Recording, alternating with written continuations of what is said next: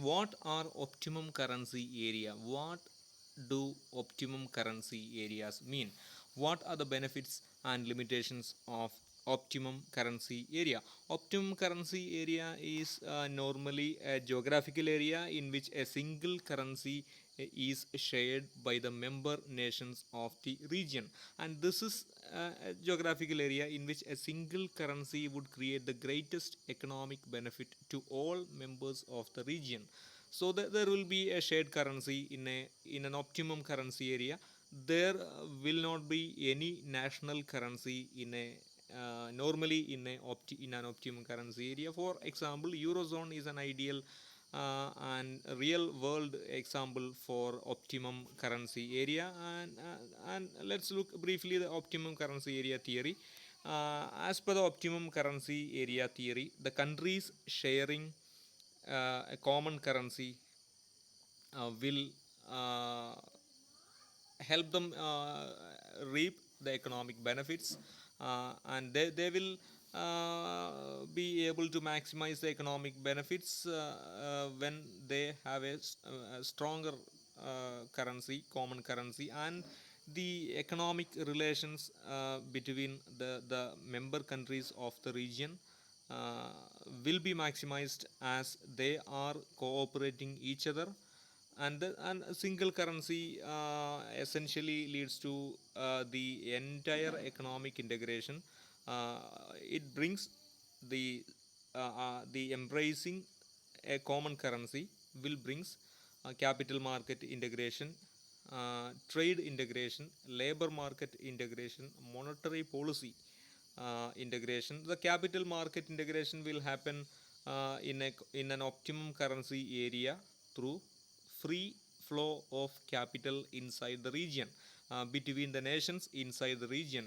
There will not be any restriction for the flow of capital investment, inward and outward investment between the nations in the region. And so there could be capital market integration in an optimum currency area. There could be trade integration as well in an optimum currency area, as there is no trade restriction as they share a common currency. So that there won't be any tariff barriers for import and export of goods and services in the normal case. And there will be labor market integration too in an optimum currency area, as there is no restriction for the mobility of laborers from one country to another country in the particular region. And let's have a look at the context in which the optimum currency area theories and optimum currency areas were developed. And we need to know the Bretton Woods system and the fixed exchange rate system as part of the Bretton Woods system. And some economists favored the single currency regime will maximize the benefit of the economies in 1960s. The economists associated with optimum currency area are J. E. Mead and T. Sitorsky, and they have made their contributions in 1957-58. And the main credit for developing the optimum currency analysis goes to Mundell in 1961 and Mackinnon in 1963. So they are the major economists, uh, main economics who are associated with optimum currency area theory. And here the single currency is shared by the nations in an optimum currency area. Single currency here means there will be a single monetary policy, there will be a single central bank supervising and declaring the policy, monetary policy for the whole nations in the inside the optimum currency area. And the national central banks could be the members of the single central bank, just like the European Central Bank and the national central banks of the Eurozone area.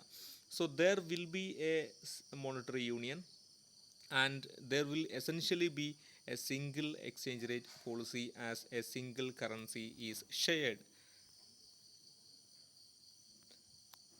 And whether a single currency sharing is necessary or not in an optimum currency area. This is not, in fact, not always necessary uh, for a single currency being shared in an optimum currency area.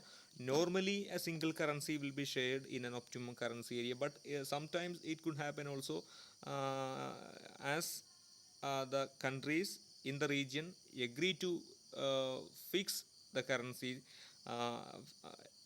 currency to another currency at the same rate of exchange. So then the member nations are even free to follow flexible exchange rate system with other countries or with countries outside the optimum currency area. So sometimes the nations in the optimum currency area, in particular cases, uh, may be able to use their own currency and linking their currency to a common currency and have a fixed exchange rate system uh, with the currencies of the member nations inside the optimum currency area, and they can follow flexible exchange rate system as well with the currencies of the outside world. So let's now look at the benefits and limitations of the optimum currency area. First, let's look at the benefits of optimum currency area. First one is external balance and internal balance will be possible at same time because of optimum currency area, as the BOP's equilibrium will be possible ideally among the member nations of the optimum currency area. So that could be possible uh, theoretically through free mobility, free flow of capital, free flow of fund in the capital market. The foreign investment will happen without any restriction.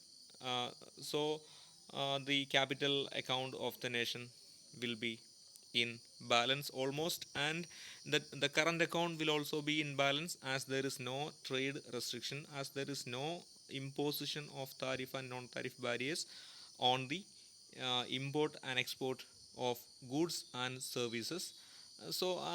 And the capital market mobility is ensured, trade mobility is ensured, labor mobility is also ensured, and unemployment will be eliminated, as the excess supply of labor will be soon eliminated, and they can go to the nation where the excess demand for labor.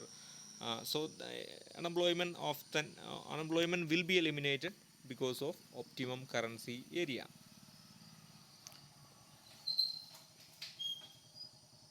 So another benefit of following optimum currency is higher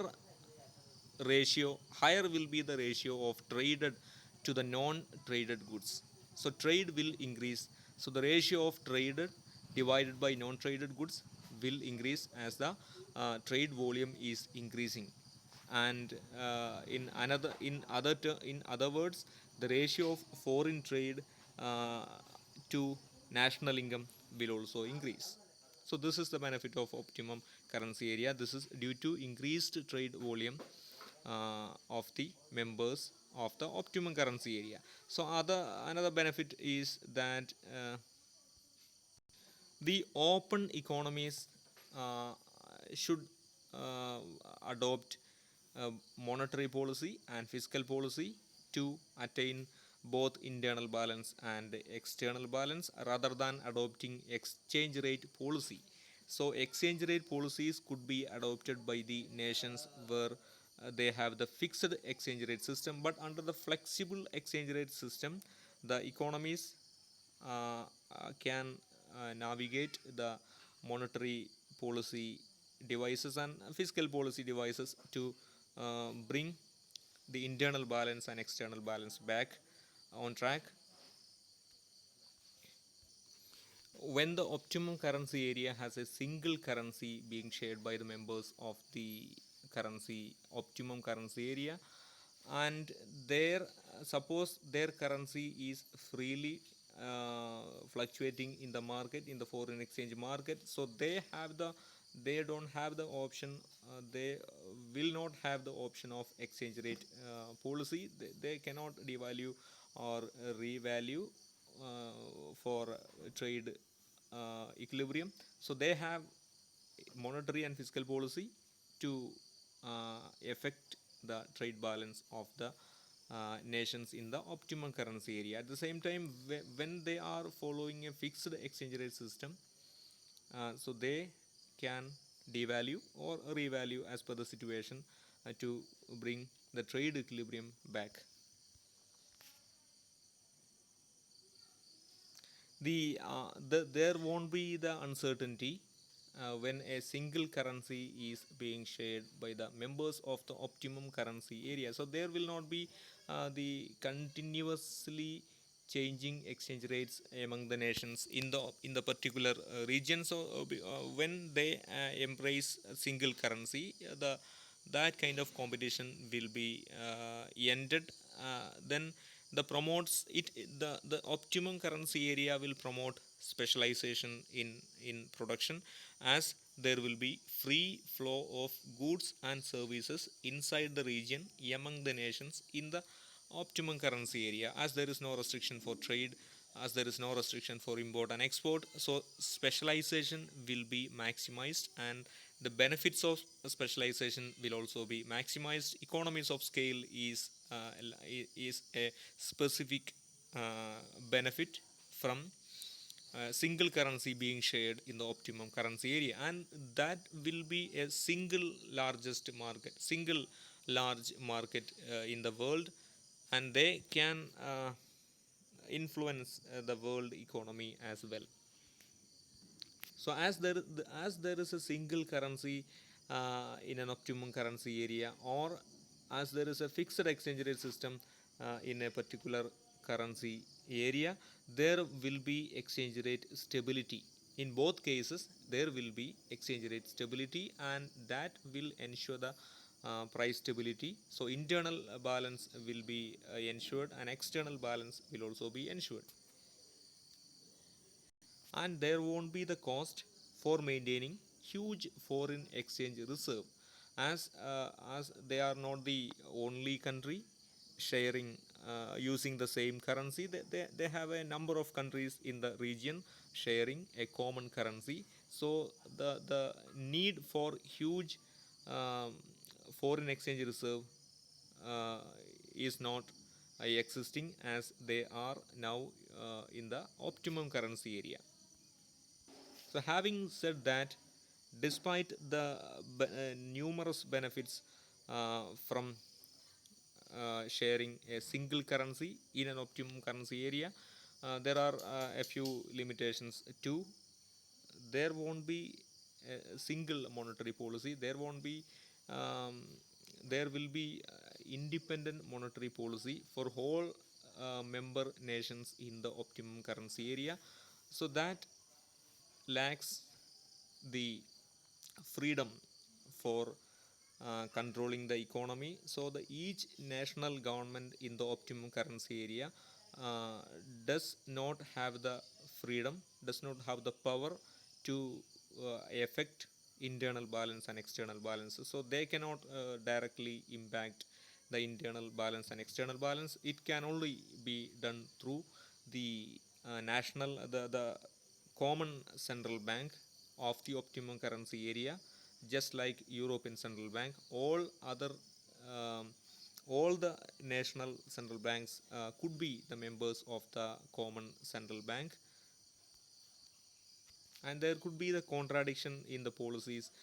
There could be the clash of interest among the developed nations and developing nations in the currency area, and the optimum currency area. When we are talking about the benefits of optimum currency area through the flow of goods and services without any restriction, the the possibility of transportation cost, the intensity of transportation cost, the huge volume of the transportation cost has been completely neglected in measuring the benefit of free flow of goods and services in the optimum currency area.